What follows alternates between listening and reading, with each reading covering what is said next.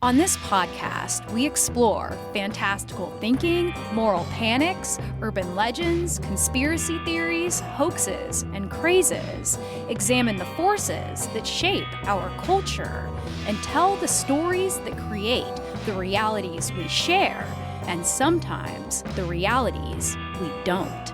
I'm your host, Chelsea Weber Smith, and this is American Hysteria. Oh, I've seen pictures of you, Mr. Elkins, and you were dressed just like a lady. Yes, but don't forget, I always had a cigar in my mouth. My father hoped I'd be a boy. What a disappointment. A girl, my mother cried.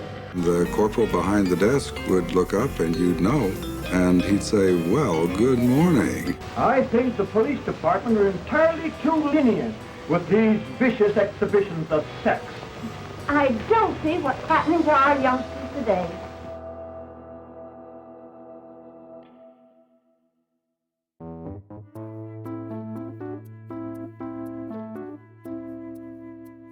The modern drag queen, as we know her, has become an American archetype, towering over us in 6-inch heels, hair high enough to touch the great blue firmament above, with cerulean eyeshadow to match. To some, she is a beacon, to others, a beast. But to all, she commands our attention and means much more than she means to, undermining or overhauling the psychic conceptions of gender and sexuality, so central to our staunch sense of stability and national security. But before the Stonewall protests for queer rights of 1969 kicked open the closet door and pushed aside a line of faux fur coats to reveal the otherworldly colors of gay Narnia, what was called female impersonation was a pursuit as potentially manly as it was potentially damning. For our purposes, we're going to try to separate the performance of drag or on-stage cross-dressing from those who lived their everyday lives as transgender or gender non-conforming people. I'm going to use some outdated terms that make sense in their historical context, and I'm going to use the pronouns that each person in our story used in their own lifetime to avoid any retrospective assumptions about how they might identify today. Our series will be exploring this art form from its earliest American beginnings up until the gay liberation movements of the 1970s changed everything the public had come to believe about those who chose to don women's attire. We will not only study these female impersonators themselves, but also the reactions of the public, the crazes and the panics that followed these controversial figures throughout their careers, as different national climates affected our perception of gender dynamics and identities. These episodes will tell the story of who could and who could not appear in drag, who was celebrated in their time, and who was treated as a dangerous deviant, which always seemed to come back to the question of who was performing, and even more importantly, why. We'll see that most of the time, if drag queens wanted to present their femininity on stage to both safety and success, they had to, at the same time, perform a cartoonish masculinity offstage, a campy and flamboyant parody of the red-blooded American man. William Dorsey Swan was born into slavery right before the Civil War. But by the time he was in his early 20s, he was a free man living in Washington, D.C., where he would go on to crown himself the Queen of Drag, possibly the first ever person to use that term. Because townspeople burned his home to the ground upon his death in 1925, much of his life story was lost until scholar Channing Gerard Joseph unearthed his history for a forthcoming book called House of Swan, where slaves became queens.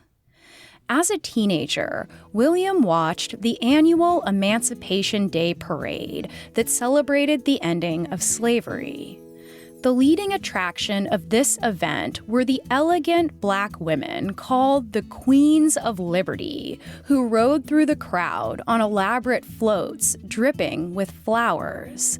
And in these women, William saw something that resonated inside himself, something about their larger-than-life poise and pageantry, their beauty and the hard-won freedom they represented. William and his friends began to quietly spread the word about something major that he was dreaming up, what he called a drag, which may have been a play on the term grand rag, used to describe the masquerade balls that had been popular at that time. But William's parties were different. They centered female impersonation. But it was not the cheap comedy meant to elicit laughter from straight knuckleheads, as other forms of female impersonation would prove to be.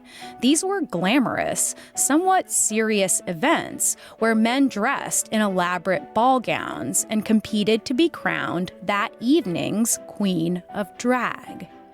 We can surmise that William was gay before there was a word for that identity, when there were only homosexual activities, not homosexual people. He was known to have a romantic relationship with a man named Pierce Lafayette, who had once been enslaved by the Vice President of the Confederate States of America. It was Pierce's stylishly decorated two-story house that would serve as the location for some of these drag balls. These events were held at least once yearly, from 1882 to 1896. But eventually, police uncovered these gatherings and began to raid them violently. And these underground parties full of black men in women's clothing proved big news. And the newspaper publicity they generated meant, of course, that psychologists also had to weigh in on what all this unnatural behavior meant about those performing it. Dr. Charles Hamilton Hughes called the drag queens a, quote, organization of colored erotopaths, as well as a, quote, lecherous gang of sexual perverts. The most memorable, the most consequential police raid on this lecherous gang of sexual perverts came in mid-April of 1888, on the day of William's 30th birthday party. Here is how it all unfolded, as told in a D.C. newspaper called the National Republican.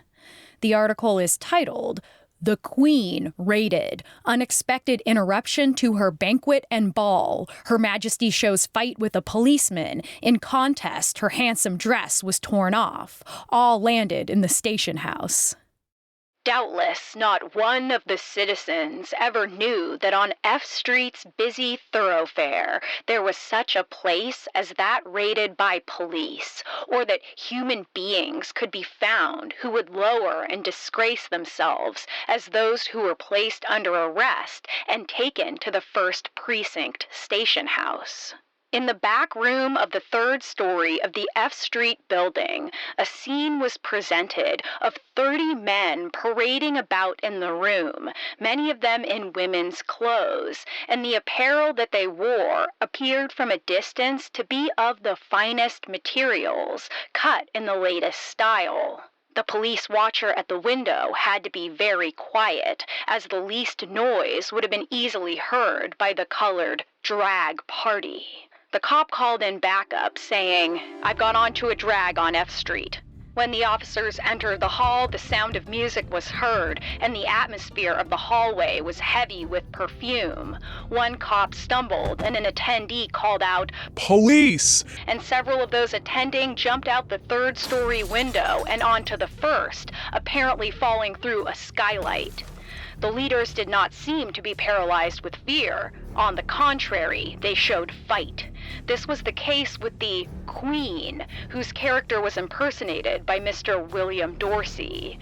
The Queen stood in an attitude of royal defiance. Her arms hung by her side. On her head was a black wig. The long white buttoned gloves reached almost to the shoulders of her arms, and the Queen seemed bursting with rage. The 10-foot trail to her low-cut and short-sleeved white silk dress stood out its full length and appeared spread for a full reception. Her Majesty recovered speech and, advancing her right foot, which was cased in a gold-embroidered black slipper, she said, with a haughty air, "You is no gentleman." The officer made a grab for the Queen, but the touch was too much for the royal one, and she fought the policeman's approach and arrest. They had a rough and tumble in the room, and by the time it ended with the Queen pretty thoroughly disrobed, he was brought to the light, and there had been a great transformation, and the Queen of white satin loveliness proved to be a lightly built man. This action on the part of William, this physical defense of his community against police, was perhaps the first queer resistance ever recorded. After another raid 8 years later in 1896, William was arrested on the bogus charge of keeping a disorderly house, which translated to running a brothel. He was delivered an abnormally heavy sentence of 10 months in prison, with the prosecutor telling the courtroom bluntly that if he could, he would put him in prison for 10 years for his homosexual behaviors, due to William's, quote, evil example in the community. He continued, quote, "I would like to send you where you would never again see a man's face, and would then like to rid the city of all other disreputable persons of the same kind." Furious, William Dorsey Swan demanded a pardon by President Grover Cleveland, and though it was not granted, this was the first ever recorded instance of anyone taking legal action on behalf of the queer community's rights. At the same time that William Dorsey Swan and his Queens of Drag were being arrested for their evil example, wildly popular minstrel shows made rich celebrities of white actors who performed in blackface and sometimes full drag, presenting offensive caricatures of black women for a mostly white audience who were there to laugh heartily at parodies of the most oppressed. Other mostly white female impersonators were performing out in the open for crowds of working-class men, women, and children on the public stage of the rowdy vaudeville scene, besides stand-up comics, circus performers, burlesque acts, ventriloquists, singers, and dancers. And these he-she's, as they were often called, were some of the highest-paid performers in America during the late 1800s and early 1900s. We present you now by remote control that famous artist, Mr. Julian Elton's female impersonator.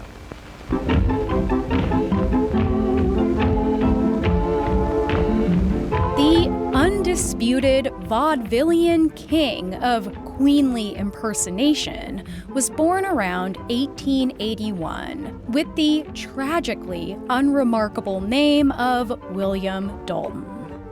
Growing up in rural Montana, his mother discovered that her young son had a precarious little secret. But instead of condemning him, she encouraged his blossoming taste for wearing women's clothing and allowed him to begin a career in female impersonation. As a teenager, William would easily find a paying stage at local saloons that catered to working-class men.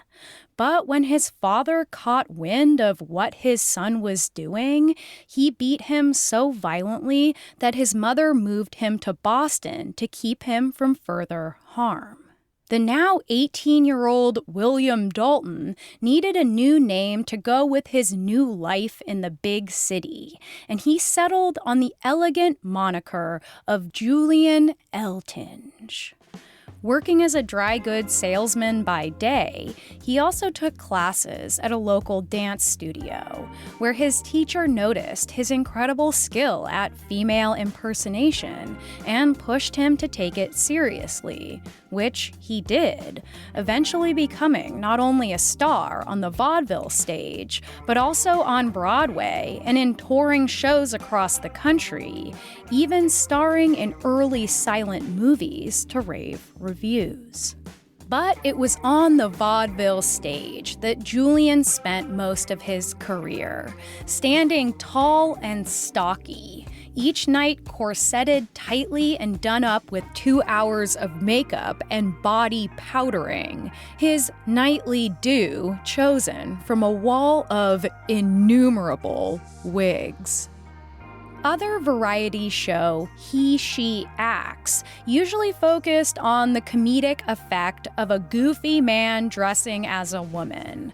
But Julian would appear so fully dolled up that it was difficult to tell that he was not in fact a woman, and his early shtick was to yank off his wig at the end of the show, shocking the often unaware audience.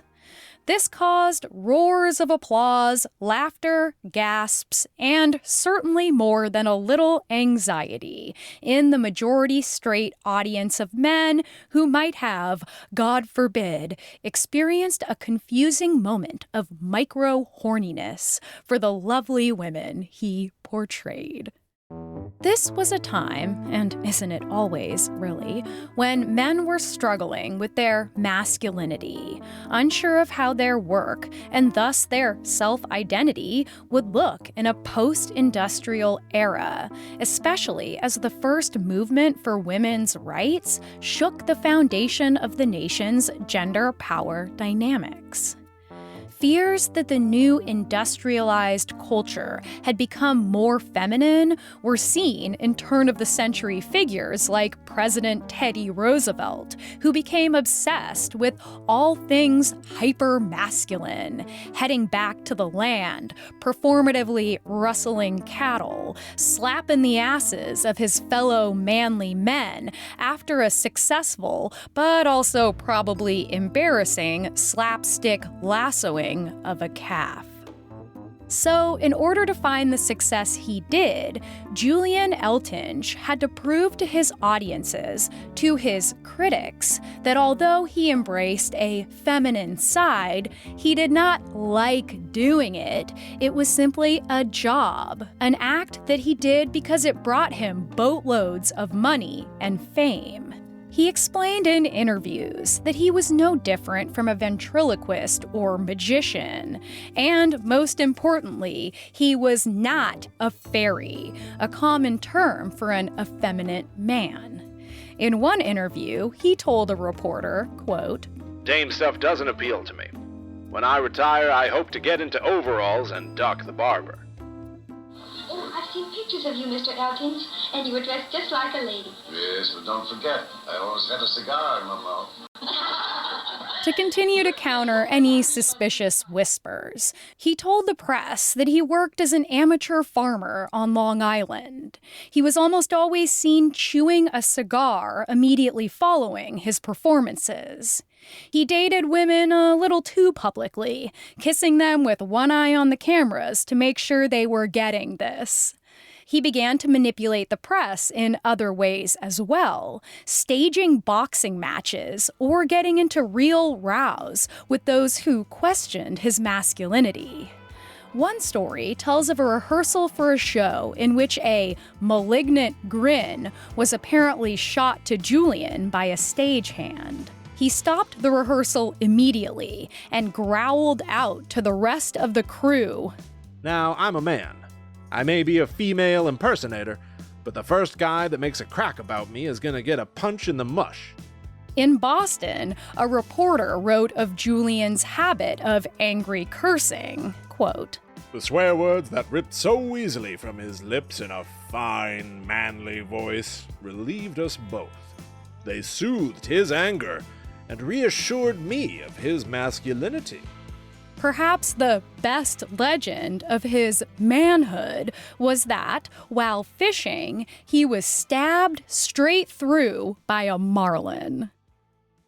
You see, it was very important for the public to be able to distinguish Julian from other female impersonators who might go too far in blurring the hard lines of sexuality and gender certainty. It was a scary thought that a man could accidentally be attracted to another man, and so, to prevent a gay oopsie-daisy, there needed to be a kind of counterweight so that the whole thing could remain in the realm of meaningless amusement, so that it wouldn't mean anything more than that. Julian's promotional material presented advertisement images of him as both a man and a woman side by side. An example I love shows Julian in rolled-up sleeves, an oar in his hands, pushing a rowboat full of 4 of his female characters who swoon at the camera. Because of his ability to authentically portray both genders, the Chicago Tribune's drama critic coined the term ambisextrous to describe him. The New York Evening World newspaper, in tandem with the rest of the media, made sure to differentiate him from other more suspect drag queens. Quote, "There are a host of female impersonators, and those who are not abominations are pests. Eltinge is the exception." In a 1913 article in the Detroit News, entertainment writer Amy Leslie wrote that Julian was, quote, "brawny, intensely masculine, and has the objectionable and difficult field of female impersonation all to himself, because the age loathes the usual creeping male defective who warbles soprano and decks himself in the frocks and frills of womankind." She continued, charmingly, quote, "These freaks disporting themselves clammily before rather irritated audiences have nothing in common with talent. They are a flaming insult to any intelligent, normally healthy, and sane audience." There has been much speculation about the true sexuality of lifelong bachelor Julian Eltinge, but there is no hard evidence that he was gay or straight or anything in between. Whether closeted or not, had he expressed even a trace of homosexuality or gender variance in his offstage life, he likely would not have been able to find success on the stage, and certainly not in his other feminine endeavors like Julian Eltinge's magazine of beauty hints and tips, where he sold his own line of cosmetics, corsets, and shoes, and gave beauty tips and tricks to the girls and women across the nation. More after this.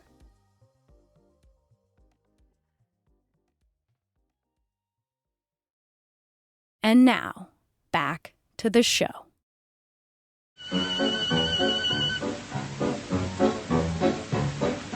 Don't mean a thing if you ain't got that swing.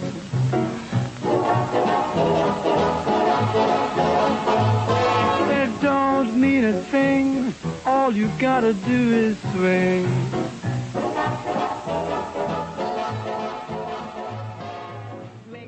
As Julian was sashaying across some of the most famous stages in the nation, the Harlem Renaissance was beginning to take shape in New York City, a pivotal movement of Black creators that spanned the disciplines of literature, music, dance, theater, art, fashion, politics, and scholarly writing throughout the 1920s and 30s.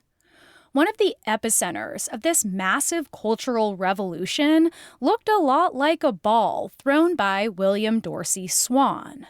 The Hamilton Lodge in Harlem had been hosting annual masquerade balls since 1842, when a group of Black men petitioned to form their own Odd Fellows Lodge, a request that was eventually, if begrudgingly, granted.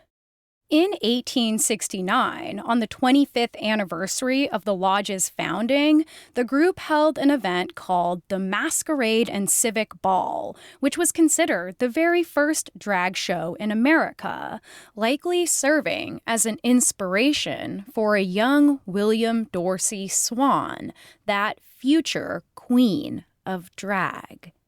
By 1916, the Hamilton Lodge was still hosting drag balls at different venues throughout the city, but the new progressive movement's obsession with curbing vice meant preventing events of ill repute. The ominously named Council of 14 investigated these drag balls and released a statement about the, quote, phenomenal male perverts in expensive frocks and wigs looking like women. They would put out a total of 130 reports on the immorality present at these gin-soaked, decadent queer extravaganzas, and demanded that the government crack down on what became known as faggots' balls or fairies' balls. Girls were girls and boys were boys when I was the top. Now we don't know who is who or even what's what. Knickers and trousers, baggy and wide. Nobody knows who's walking inside those masculine women and feminine men. But by the Roaring '20s, the public attitude about these controversial events began to change dramatically. The horrors of World War I were finally over. The economy was in a wartime boom, and young adults with disposable income were ready to fucking party. But at the same time, the anti-vice crusaders passed the prohibition of alcohol, which pretty much led to the opposite of what they hoped, a decade-long underground booze-fueled bash. All on the hunt for liquor and novel experiences, middle-class and upper-class white hipsters flocked to forbidden Black jazz clubs and drag balls, which was a massive shift from the strict segregation practiced by most of their parents. Where are we going? Well, you said you wanted to go slumming, so I picked a place to eat in the village. Only wild poets and anarchists eat there. It's pretty tough. Those of all ages, races, genders, and sexualities looking for bathtub booze and a good time had to mingle together with people very different from them, which led to a vibrant and complicated cultural moment. As the decade wore on, the Harlem drag ball scene grew more and more famous, and white drag queens who had access to more expensive clothing and accessories began to take over, and the judges of the contests, as well as the first-place winners, were often exclusively white, which likely helped change the public perception of these balls, making them seem a little safer to the outsiders looking in, including the media, who reported on these events without the same venom they once used when writing about the parties of William Dorsey Swann. These uproarious drag events inspired a major fascination, leading to a full-blown Pansy Craze, as the newspapers dubbed it. Members of what the press called the third sex, or pansy performers, both drag queens and kings, became shockingly in vogue and widely accepted as the best new form of transgressive entertainment.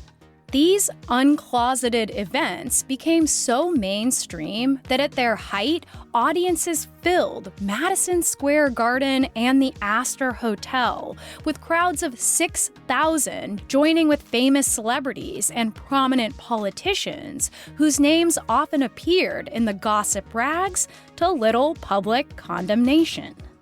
The Pansy Craze, unlike the vaudeville scene before it, actually centered queer people rather than masculine, strictly straight, or at least allegedly straight, female impersonators. My father hoped I'd be a boy. What a disappointment. A girl, my mother cried. And you can see when they got me, they both were satisfied. As far as I'm concerned, this thing is breaking up my life. I don't know whether I should take a husband or a wife. The identity category of homosexual was something finally reaching the mainstream, and white female impersonator Jean Mallon was openly gay and would come to be known as the Queen of the Pansies at just 22 years old. He was a famous female impersonator, but he also acted as a flamboyant fairy MC at drag events, with a sculpted head of blonde hair, a baby face, and rouged cheeks in a slim-cut suit. He lisped and swished his way through the audience, swish being a term for an effeminate gay man at the time, tossing out innuendos and double entendres, flirting with the men in the crowd, and hurling effective zingers at any hecklers who dared speak a rude word about him or the beautiful, ornately dressed drag queens that he welcomed onto the stage. Jean Mallon, the young, unflinching fairy, became the highest-paid nightclub performer of 1930 and one of the most famous people in America. You go in to give your girl a kiss in the hall, but instead you find you're kissing her brother Paul. Ma's got a sweater up to her chin, Pa's got a girdle holding him in, those masculine women and feminine men. These events, as popular as they were with the hipsters, were still frowned upon by the anti-vice authorities. But that frown turned upside down when the mob took control of the pansy scene and started paying off politicians and the police. Officers actually began attending the balls to protect the performers and quash any unruly audience members. And they were even known to serve as judges for the drag competitions. But once mob violence at the pansy clubs began to fly out of control and the repeal of prohibition transformed the underground scene completely, the New York state liquor laws stipulated that alcohol could only be served in places that were orderly and declared the pansy clubs as places of ill repute. In 1933, Jean Mallon died suddenly at just 25 years old in a car accident, which some credit as the death knell of the pansy craze. The economy had crashed, and the tone of the nation was grim yet again, and as usual, these anxieties were projected out onto scapegoats like the drag queens, who had so recently been some of the most beloved stars in America. Just like that, the craze was crushed. The anxiety around the loss of work and the future of masculinity was back. And, as if in retaliation, homosexuals and the gender non-conforming became some of the most popular villains in America's lurid imagination. I think the police department are entirely too lenient with these vicious exhibitions of sex. You're entirely right, Henry. I don't see what's happening to our youngsters today. He'll soon clean up this filth and educate the youngsters towards a better life. A sex panic struck during the Depression, with the tabloids flashing on their front pages graphic sex crimes against both adults and children, with moral crusaders petitioning for governments to crack down on all sexual deviance. And though homosexuals and female impersonators were rarely involved in these stories, they were grouped in with other sexual psychopaths, and states began passing laws that would see anyone labeled as such sent for an indeterminate amount of time to the psychiatric division of their state prisons. At the same time, new rules in theater and film called the Motion Picture Production Code, or the Hays Code, forbid any mention of homosexuality, leading to a chilling effect on a community forced back into the closet after a brief royal reign. The Hamilton Lodge would hold its final ball in 1937 as politicians and police turned completely on the community and began violently raiding them, just as they had done with William Dorsey Swan's events decades before. Even Julian Eltinge, still trying to make a living in this new era of extreme homophobia, was barred by police from performing as a woman at a, quote, known hangout for women who hold women's hands and men who hold men's hands. Julian altered his act for the Times, depressingly displaying the gowns of his heyday on decidedly female mannequins, pointing to them and saying, "For this number, I would have worn this lovely dress." But even that was too much in an American anti-drag panic, and he was arrested for doing his mannequin bit in a nightclub in Los Angeles. As we can see, even the masculine offstage reassurance of Julian Eltinge was not enough to protect him from accusations of sexual deviance. But as the 1940s arrived, this suppression of female impersonation proved not to extend to all men who donned feminine attire. In fact, that attire made some of our manliest men even manlier in the eyes of even the most patriotic of Americans. More after this.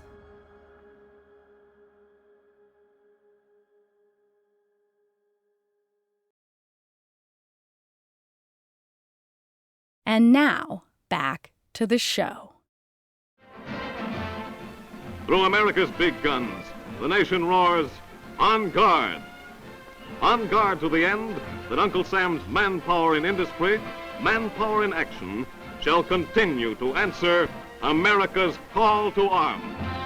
When America joined World War II to fight against the Nazi threat, the young soldiers shipped overseas became the national pillars of masculinity, living metaphors for the rugged, red-blooded strength of the greatest country in the world. But at the same time, our brave boys seem to really fucking love putting on sexy DIY drag shows for their fellow servicemen on bases all over the world. What became known as soldier shows, all-male plays and musicals that were written and choreographed by the soldiers themselves, were a way to keep the lonely and ladyless GIs entertained, to keep morale up, and to encourage them to avoid the vice of sex out of marriage that they believed any women performers would sluttily encourage. Since no women were allowed, the guys had to play the girls. But at the same time, it certainly seems like they weren't mad about it. Lacking the proper costuming, accessories, and makeup they needed to really complete their looks, they learned to use what they could find around their bases: mop heads for wigs, bras made of coconut halves, bed sheets fashioned into floor-length gowns. But eventually, the practice became officially legitimized by the military itself, and providing our boys morale in the form of femme attire became a surprisingly high priority. The Red Cross and the USO took on the task of finding the outfits the GIs were asking for, with one soldier recounting that his troop was air-mailed boxes full of gold lame dresses. Well, here's everybody in the office from the lieutenant on down trying on dresses. Everybody suddenly became a drag queen. Manuals called Blueprint Specials were printed and sent to every troop hoping to put on their own soldier shows. They contained not only pre-written scripts and stories, but also choreography for drag dance numbers, patterns for sewing dresses, and advice for how to scavenge materials to use for their costumes. Sometimes these numbers were simply hairy men wearing women's clothes as a gag, but to illustrate how racy things could get, there is a striking photo in a collection of images from these soldier shows of a GI in flamboyant makeup, stripping down to reveal his crotch covered in feathers, while dozens of shirtless soldiers laugh gleefully in the background, one beaming with electric joy behind a big, fat cigar.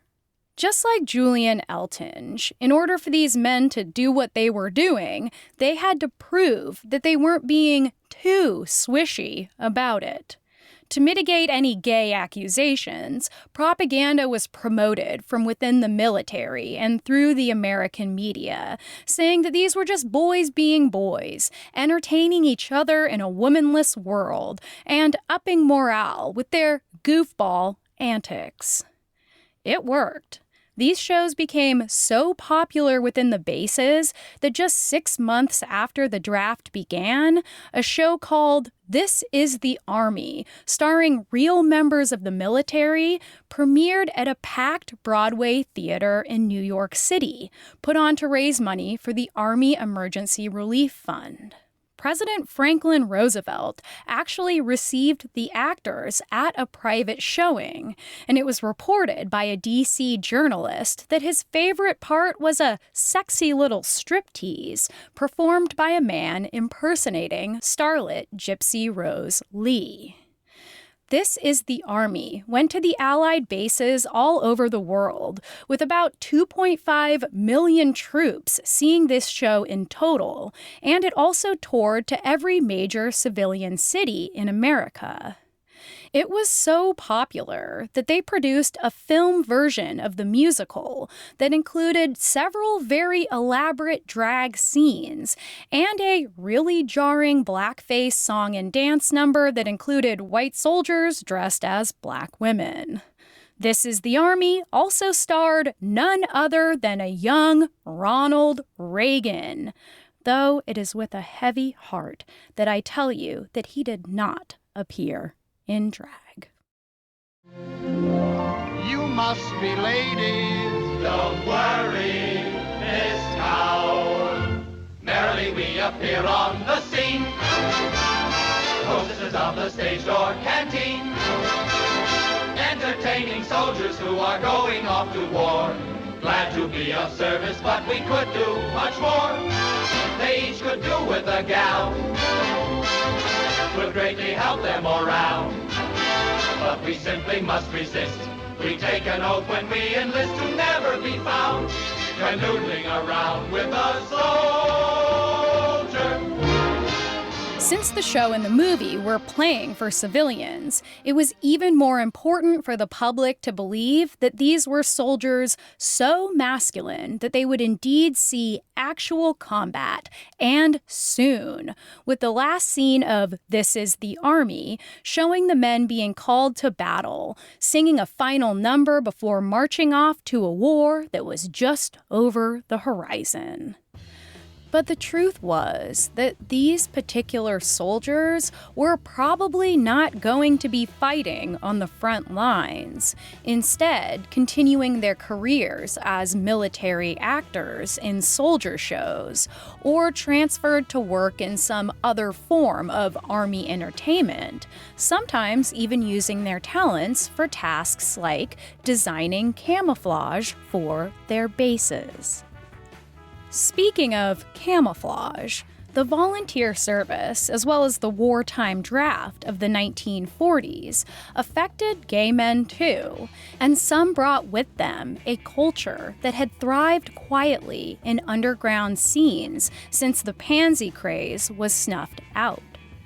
Even though this form of drag was presented to the American public as a hardline, heterosexual, ass-slapping bit of ironic fun, historian Alan Berube, in his book Coming Out Under Fire, The History of Gay and Lesbian Service Members in World War II, was able to locate and interview several gay men who worked on these soldier shows.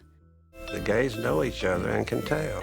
Sometimes it would be just walking into the squad room and checking in, and the corporal behind the desk would look up and you'd know.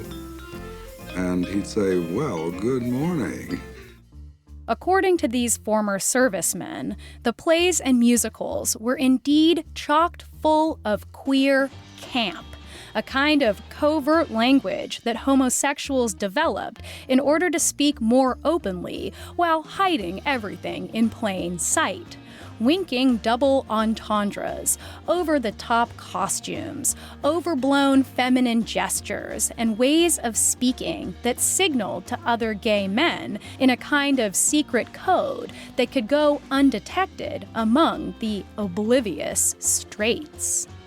Since the swishier soldiers often possessed that birthright talent for writing, costuming, and choreography, a lot of closeted queers were accidentally entrusted with creating and maintaining the performances, leaving a secret yet also explicitly gay imprint upon the touring productions. Former GI and gay man Frank Jacober told the author, quote, "It was the way I kept my sanity, by being able to get into a kind of female role, to express my feminine side a little bit. The only way we got away with it was in drag. When we were doing those shows and we were dressed up in those crazy costumes, then you could get away with venting your feelings, getting another side of you to kind of have fun with."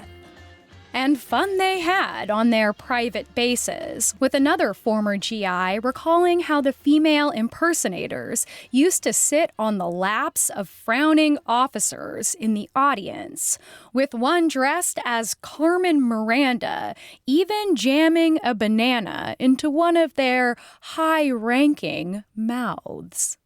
The queens would work these tough guys until their knotted brows softened and they laughed at last, followed by the roar of the crowd who had been waiting for their scary superiors to break with bated breath. At the same time that they wrote their camp into the annals of military history, these closeted soldiers had to be extremely careful, lest they be outed from the military, an unofficial policy that solidified itself in 1941, with the United States Army Surgeon General's office classifying homosexual proclivities as a reason to exclude potential soldiers from service. And by 1943, even gay people already serving were dishonorably discharged, losing access to the vital GI Bill benefits they had earned, and becoming seriously stigmatized upon returning to civilian life. Not only that, but if a gay soldier was convicted of homosexual behavior, it could result in hard labor in a federal prison for up to 5 years. Toward the end of World War II, the Army began allowing service women to act in the soldier shows, and thus female impersonation became more suspect, meaning more about the dude still choosing to slip into gold lame when he didn't actually have to, though of course, no one ever actually had to. The military removed their explicit approval and sponsorship of drag, which meant men no longer had the cover of patriotic morale boosting to protect them from accusations of homosexuality, which by the end of World War II would be seen as a major threat to national security. And that's where we'll pick up with Part 2, where we'll explore not only the 2 decades leading up to the gay liberation movement, as well as the complications within the movement itself, but also take a look at a long ago anti-drag panic, which claimed that men and boys cross-dressing on the London stages of the 15 and 1600s might actually have the power to magically alter and even turn to monsters all those other men and boys who laid eyes upon this Elizabethan abomination. This was American Hysteria. Make sure you join us next week for Part 2 of our series on early drag queens. If you want to get more of our show, you can head to patreon.com/American Hysteria, where you'll get ad-free early episodes and you'll get access to Hysteria Home Companion, a talk show that producer Miranda and I do about the stories that didn't make it into the episodes. That's patreon.com/American Hysteria. We'd also love it if you would leave us a voice message on our Urban Legends hotline at AmericanHysteria.com. All you have to do is share the most memorable teenage tale that you grew up hearing from a friend of a friend, or maybe even telling. If your story sparks joy within us, then you might get to hear your own voice on an upcoming episode of American Hysteria, where we dive as deep as we possibly can to get to the roots of your urban legends. Again, that's AmericanHysteria.com. Leave us a message. We would love to hear it. American Hysteria is written, produced, and hosted by me, Chelsea Weber-Smith. Our sound designer is Clear Como Studios. Our research assistant is Riley Swedelius Smith. Our producer and editor is Miranda Zickler. And our voice actor is Will Rogers. Thanks, as always, for listening. And to all my queens out there, swishy or straight, I hope you have a great week.